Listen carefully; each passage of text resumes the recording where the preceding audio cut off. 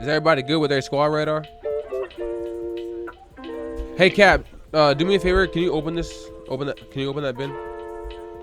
2 seconds. Right. Anybody can do it. Just go ahead and see if you can open it for me. It's locked. All right. Good. Just making sure. All right, you guys are only gonna be able to go into the Connex buildings that are for your member. So it's relatively self-explanatory. The pilot's got the freaking landing thing and the blinking yellow light on top. The whatchamacallit, destroyer guys got the tracks and shit out front with the oil stains because they're the fucking tankers and shit. Squad leader, rifleman and grenadier, machine gunner, medic, engineer, EOD. You'll only be able to get the gear from your kits in your respective roles. So like a rifleman, like a squad leader ain't gonna be able to carry like a fucking javelin because they don't even have access to it, but a rifleman does have access to it. Same with like EOD, like we can't fucking, I don't even think any of us here are EOD, so that means that we don't have access to explosives. We need someone to log in and be an EOD dude in order to, or one of y'all, you know, log out and log back in, whatever the fuck y'all need to do for that day. But in order to get into that Connex, nobody can get in there unless they are an EOD man. All right, this is invade and annex mixed with MCC and enemy occupation. The basic description is to clear all the enemy occupation zones that you'll see on the map. There'll be big red zones that aren't the actual invade and annex zone. Right now, there's only 2 main zones that are on the map. Paros and Rhodopoly. If you zoom all the way out and you look at the top of the map, there's little markers. I put little hints. So if you see that little circle, that little purple circle, it's a civilian area, and so on and so on. Possible danger, main objectives, self-explanatory. But right now we have 2 main zones, which is Rhodopoly and Paros. Those main zones are basically like, they're like liberation zones. So it's basically like a miniature type of liberation. So after you conquer all of the main zones, which when I'm done, there'll probably be about 15 to 20 of them. Once you finish conquering that, the invade and annex zones will stop spawning, and then you would change the map and, you know, do it all over again on another map like it's liberation.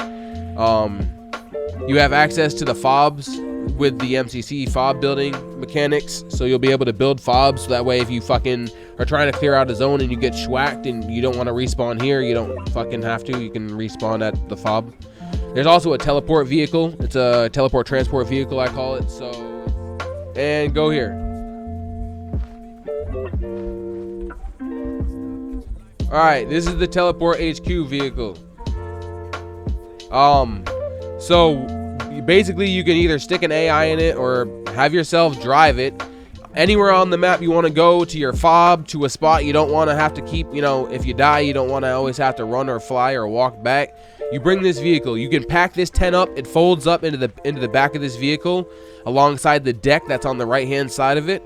And then you can drive it off to wherever you want to drive it off. If you die, you obviously will spawn back at that main base there, and then you can teleport yourself to this teleport HQ area.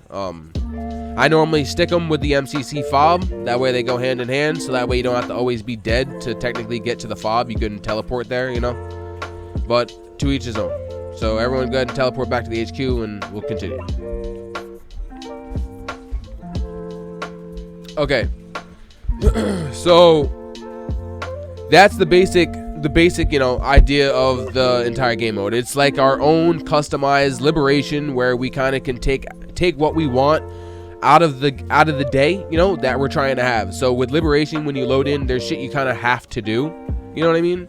With this, there's multiple options that we can do with it. You know, if we want to build fobs and set up zones and, you know, get extra into the action that day, if we're going to be on for a long time, you have that option. If you want to load in by yourself one day when you're fucking bored and you just want to grab some AI and go do some invade and annex, you got that option too. You also are going to have already have a shit ton of gang zones, I'll call them for lack of a better terminology right now, but there's a bunch of those. If you clear them out all the way, they'll turn green and the gang will not go back to the area. If you leave even one guy still alive when you leave that gang zone area, it'll delete all the AI that were in the area, and then the next time you go back, it'll respawn them. But what I've done with the coding is made it so that you guys can't see the markers on the map, so you'll never know if you fully have cleared one of those zones or not. So it's up to you guys to double tap them. Another thing that I've done too is with the liberation zones, you won't see where the radio tower is, if there's AA in the area. You won't see any of that shit. You won't see it on Blue Forest Tracker. Well, you shouldn't see it on Blue Forest Tracker. You won't see it on the map. When you're in the area now, it's more of a, we're gonna have to search around a little bit to see what we're actually supposed to be destroying. And obviously we all know what the HQ and the radio tower look like, but as far as if there's enemy mortars or AA in the specific area for other tasks that we need to do, that's kind of on what we're seeing at the time. All right, so as far as the features that are really coming with the game mode, we have complete squads and roles, as you guys have seen. We have arsenal boxes dependent on role selection, vehicle accessibility by role, established teleporting FOB vehicle, custom in-game signs for friendly reminders and information, additional enemy hideouts around the map, civilian system integrated, invade and annex enemy factions rescripted, MCC fob building, power plant raids for supplies, predefined radio frequencies, new mods for realism and squad fun, edits to ACE for a more dynamic deployment, new HUD settings, faster day-night cycle, custom server difficulty settings, recruitable AI transportation and friendly support system, and medical stations available to all. Start the day? Yeah, before y'all start the day or something, when y'all log in, go ahead and just write the radios down on the map somewhere if you want, or if you know it. But all these, if you're in Killer 1-1, your radio's already set. If you put on the long range backpack, it's already set. All you need to do is flip through channels 1 through 3 and you'll be on the long range. You'll have connections with long range 30, 45, and 50, and same goes with 60, 70, and 80. They're already all predefined in your radio, so you guys don't have to do anything. No more respawning, getting your kit, and then resetting your radio. It's already set. If you're out there solo, and then you're in the server alone, do whatever the fuck you want. But if you're out here with a group, play the game mode, like you're in a fucking squad, So one of your guys has it. Everybody in here only has access, I think, to 5.56 ammo. So if everybody in your squad can't give you one mag, you better find a new squad there, buddy. You know what I'm saying? Run with the AI and just let one of them die and grab some of their mags. But yeah, literally crates for us to be bringing supplies out in the field. So where we kind of just were over there, that dude spawns in medical crates, RHS crates for ammo boxes. You should have an ammo box with you, or take a vehicle out there, bring an extra a couple boxes of ammo, whatever you need to do. But the server is designed for you to plan your operation. Yeah, just to go run. No friendly fire, obviously. Use your rolls, connexes, and all that shit, and work together. Same thing that goes with the fucking ammo. Work together. Blue, but it's actually on my sleeve right now. It's the fucking red and black.